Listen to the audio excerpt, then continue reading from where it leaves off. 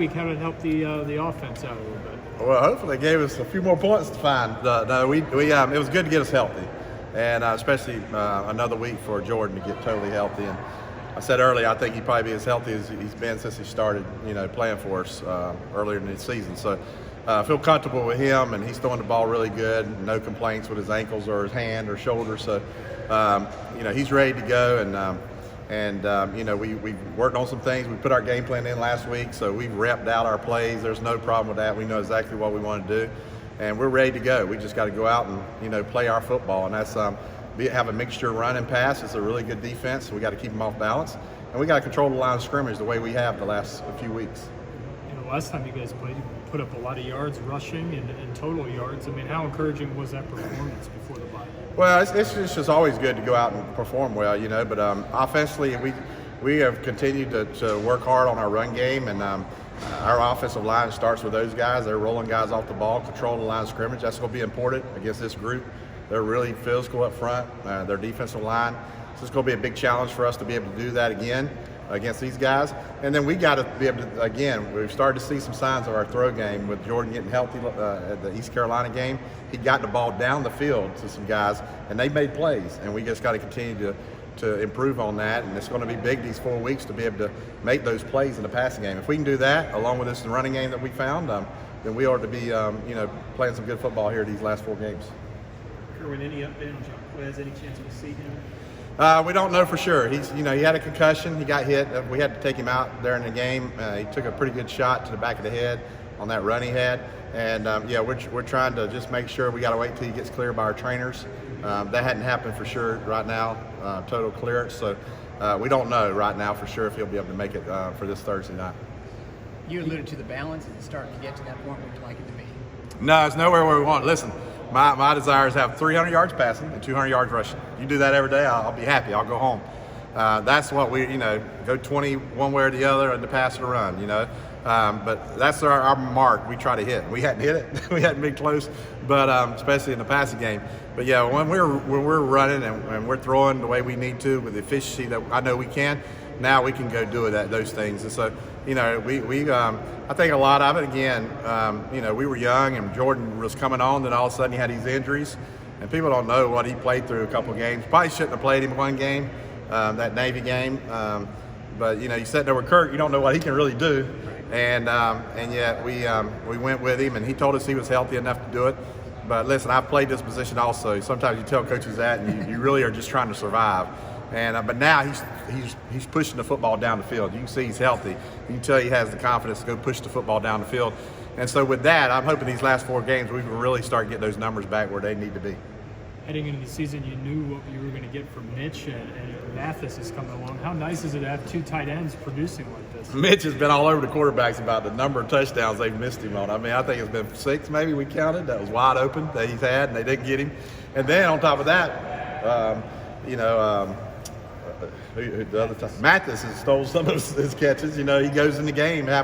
He plays a lot more than Mathis, but so all of a sudden Mathis goes in the game. I don't know who's in there. We call a play and he's in there. So he stole a lot of reps or some receptions. But they have both played really well, and both of them have done a really good job. If you notice, we went to a little bit more 2 tight ends because we're trying to use that versatility and that talent to take advantage of some things in the middle of the field, get those mismatches. You try to get mismatches any way you can. If you got a 4-3 guy that can run, you get mismatches with him. If you got big tight ends that can run, you try to get mismatches with them. If you got a great back that can get out in space and create some mismatches, you do those things. So these are 2 guys that we feel like we can get some things with, and we really went to that a little bit more. And now our receivers are starting to come around. So I'm really pleased. I think we're getting to the point, hopefully these 4 games, and it's going to take that. These are some 4 good football teams. It's going to take all these guys really coming now together, and let's try to go out and score a lot more points than we have and be more efficient than we have in the first part of the season. Temple's pretty good at pressuring the quarterback. Do you have to maybe alter your game plan a little bit based on that? Well, I think the number one thing you can do when you got some very good pass rushers and edge your guys is you keep it balanced. Listen, they don't like to play against the run. And then all of a sudden you play action and now they think it's run. Now they don't get into that pass mode.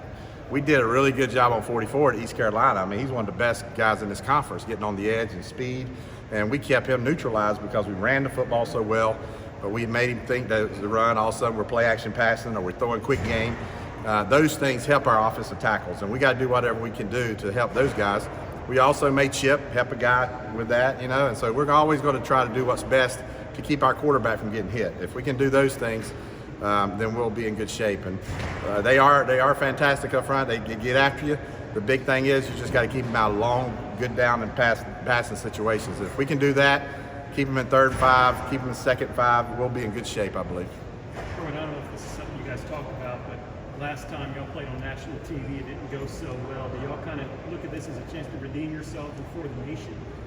Listen, there's been a couple games we haven't played very good in, and that was a big one. The first game of the year, it was at home. This was at home. Again, we've improved. I think we know that on the offense, on defense, special teams. Now we need to go show that. Listen, Temple's a good football team. They're a good opponent. But we got to go prove that to ourselves and to our fans and to everybody here in Tampa and to the nation. And this is a good time to do that. We've prepared. Our kids are. One thing I like is they're understanding how to prepare now.